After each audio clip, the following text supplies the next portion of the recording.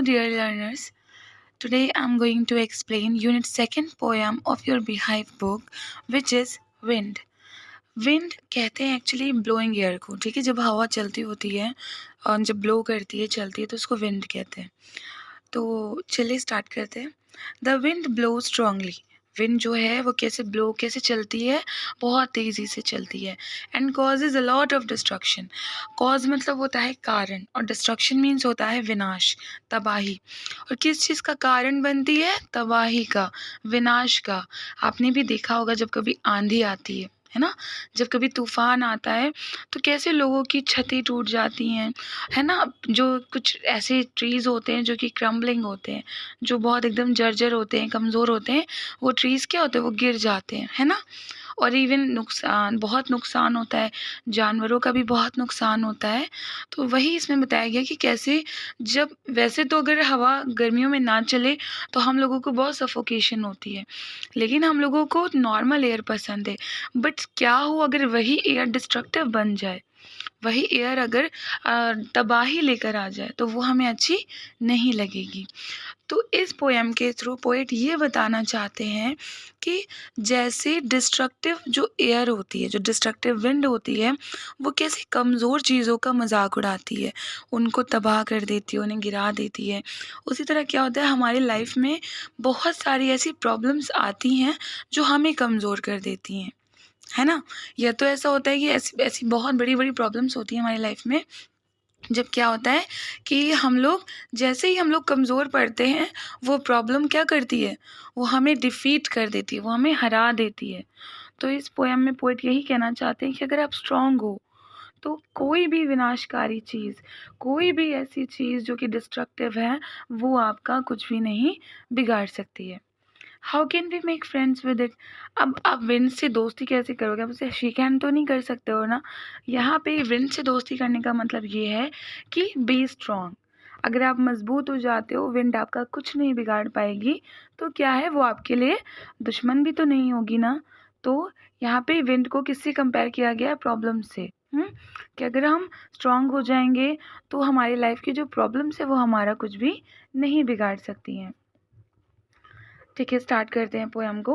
Wind कम softly. तो इस poem में पोएट कहते हैं कि विंड धीरे से आती है। विंड कैसे आती है? बहुत धीरे से आती है शुरू में।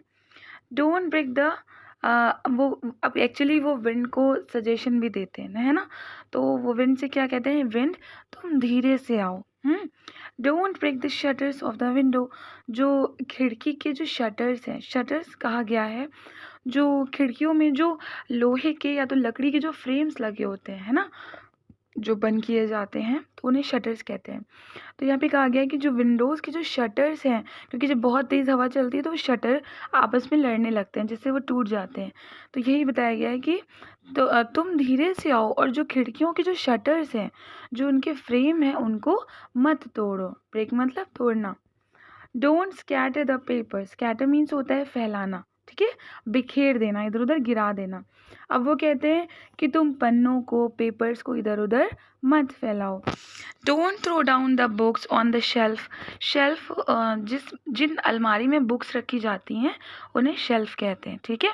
तो जैसे बुक्स रखी जाएंगी तो अलमारी पे ही रखी जाएंगी, तो वो क्या कहते हैं, जब बहुत ज़्यादा तेज़ हवा चलती है तो बुक्स भी गिर जाती हैं शेल्फ में से।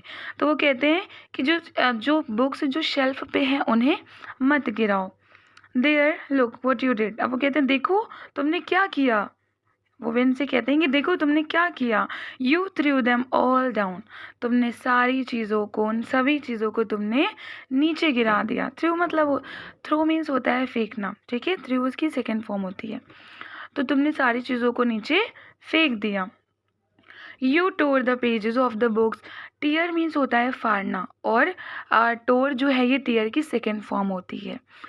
तो वो क्या, अब क्या कहते हैं कि देखो तुमने सारे किताबों के पन्नों को फाड़ दिया है।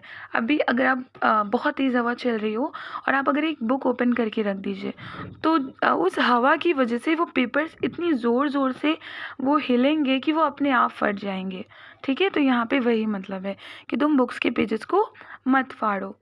You brought rain again. अब वो क्या कहते हैं कि जब बहुत तेज़ हवा चलती है, आंधी आती है, तो उसके बाद बारिश होती है ना, तो यहीं पे ये उसी चीज़ की बात करते हैं। ये देखो, ब्रिंग मतलब होता है लाना, ब्रोड ब्रिंग की सेकेंड फॉर्म होती है। तो वो क्या कहते हैं कि देखो, तुम दोबारा से वर्षा ले आई हो, तुम दोबारा से बारिश को ले आई हो।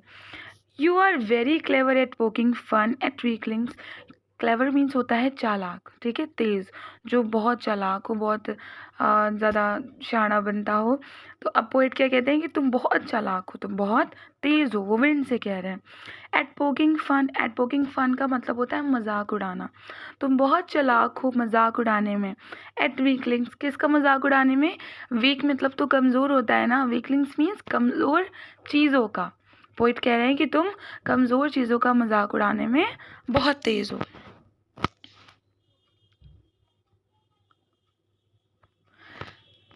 Frail, crumbling houses, crumbling doors, crumbling rafters, crumbling wood, crumbling bodies, crumbling leaves, crumbling hearts.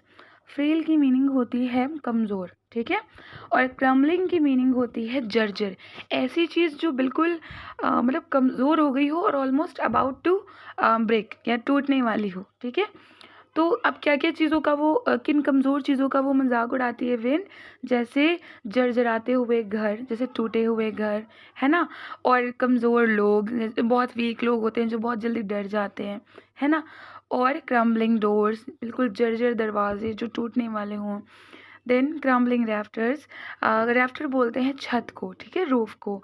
जो स्लॉपिंग रूफ़ वाले घर होते हैं उनकी जो छतें होती हैं उनको रैफ्टर्स बोलते हैं। क्रम्बलिंग वुड यानी कि जो लकड़ी के क्यूब्स होते हैं जो बहुत ज़्यादा जर्जर होते हैं, बिल्कुल ऐसे कि टूट जाएं, छूने से टूट जाएं। क्रम्बलिंग बॉडीज़ यानी कि बहुत ज़्यादा कमज़ोर लोग। Crumbling leaves, crumbling heart. Crumbling leaves मतलब लोगों का जीवन ना, जो बिल्कुल ऐसे लोग जो बहुत ही ख़राब घरों में रहते हैं, जिनके घर बहुत कमज़ोर होते हैं, और बहुत ज़्यादा ऐसे लोग भी होते हैं जो तेज़ विंड चलने से बहुत डर जाते हैं, उनका दिल बहुत कमज़ोर होता है। The wind God. अब यहाँ से पोएट जो हैं वो क्या क्या बताना चाहते हैं, वो रीडर को बता रहे हैं कि जो विंड गॉड है, यानी कि उन्होंने यहाँ पे हवा को देवता कहा है, ठीक है, गॉड कहा है, कि जो विंड गॉड है winnows and crushes them all down. Winnows एक ऐसा प्रोसेस होता है जिसमें अनाज को और उसके भूसे को अलग किया जाता है, ठीक है।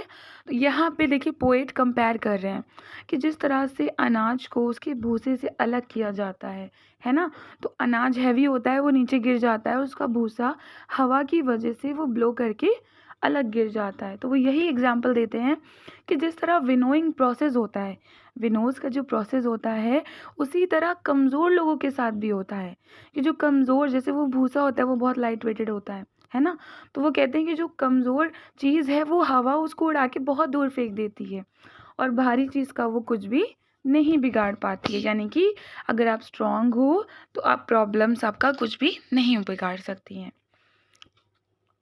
और उसको क्या करते हैं, क्रश कर देते हैं, उसको मसल देती, चीज़ों को स्पॉइल कर देती हैं। He won't do what you tell him. अब वो रीडर से क्या कह रहे हैं पोएट कि विंड वो नहीं करेगी जो तुम उसे कहोगे करने को, क्योंकि हवा अब हमारी थोड़ी ना सुन सकती है। So come let's build strong homes. अब ये क्या हम लोगों को सजेशन दे रहे हैं कि अब ऐसा है, विंड तो हमारी सुनने वाली नहीं है, तो अब हमें ही प्रिकॉशंस फॉलो करने पड़ेंगे, है ना। हमें क्या करना होगा, हमें प्रिकॉशंस को फॉलो करना होगा। वो क्या हमें सजेशन देते हैं, लेट्स बिल्ड स्ट्रॉन्ग होम्स। वो कह रहे हैं चलो हम मजबूत घर बनाते हैं, जैसे कि सीमेंटेड हाउस बनाते हैं, है ना। Let's join the doors firmly. Firmly means होता है मजबूती से। वो क्या कहते हैं कि जब बहुत तेज़ विंड चले तो अपने घरों के दरवाज़ों को मजबूती से बंद कर दो। Practice to firm the body. और अपने शरीर को, है ना, अपने शरीर को क्या करें, मजबूत करने की कोशिश करें, अपने आप को भी आप स्ट्रॉन्ग बनाएं। Make the heart steadfast. अपने दिलों को क्या करें, दृढ़ करें, बिल्कुल अपने दिलों को कांस्टेंट बना लें कि वो आपका दिल उस डिसीजन से, उस सिचुएशन पे, आप जब भी कोई प्रॉब्लम में हो तो आप कांस्टेंट हो जाए, आप घबराएं ना, आप डरें ना। Do this and the wind will be friends with us. वो क्या कह रहे हैं रीडर से कि तुम ऐसा करो, फिर क्या होगा कि जो विंड है वो हमारी दोस्त बन जाएगी। दोस्त इन द सेंस कि अगर वो हमारा कुछ बिगाड़ नहीं पाएगी तो क्या होगा कि वो हमारी दोस्त बन जाएगी। The wind blows out weak fires. तो अब एक एग्जाम्पल हम आपको देते हैं। सपोज आपने एक माचिस जलाई, ठीक है, इस लाइन का एग्जाम्पल है। एक माचिस जलाई और आपने उसको, हल्की सी हवा चलेगी, माचिस बुझ जाएगी, है ना। उसमें जो जो फ्लेम निकलेगा माचिस में से वो हल्की सी हवा से भी बुझ जाएगा, है ना। तो यहाँ पे इसका मतलब क्या निकल रहा है कि जो विंड है वो कमज़ोर, वो छोटी मोटी आग को ब्लो कर देती है, उसको बुझा देती है। He makes strong Fyers a roar and flourish. वो लेकिन स्ट्रॉन्ग फायर्स मतलब जब कभी बहुत ज़्यादा आग लग जाती है, बिल्कुल आग फैल जाती है, तो विंड उसको क्या करती है, रोर कर देती है, उसको और ज़्यादा बिग आग को बढ़ा देती है। और उसको फ्लरिश, फ्लरिश मतलब क्या होता है, उसको और स्ट्रॉन्ग कर देना, ठीक है, उसको और ज़्यादा हम लोग कह सकते हैं उसको इंक्रीज़ करना, ठीक है। तो जब तेज़ आग लगती है तो हवा उस आग को बढ़ाती है, लेकिन अगर छोटी मोटी आग होती है तो हवा वही उस आग को बुझा देती है। His friendship is good. अब वो क्या कहते हैं कि जो विंड है उसकी दोस्ती तो अच्छी है। We praise him every day. और हम क्या करते हैं, विंड को हम प्रेज मतलब होता है प्रशंसा करना, तारीफ करना। So that's all for today.